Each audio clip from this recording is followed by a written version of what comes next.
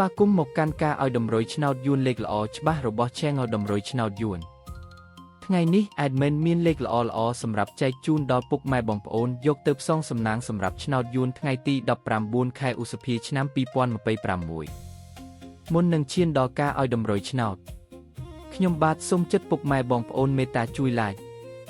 Subscribe Comment និងដាក់សញ្ញាកណ្ដឹងឲ្យ Admin ម្នាក់មួយផងដើម្បីជាការលើកទឹកចិត្តក៏ដូចជាដើម្បីតាមដានវីដេអូតម្រុយឆ្នោតថ្មីៗផងដែរ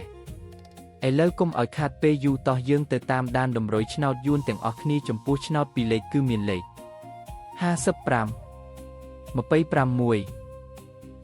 00និង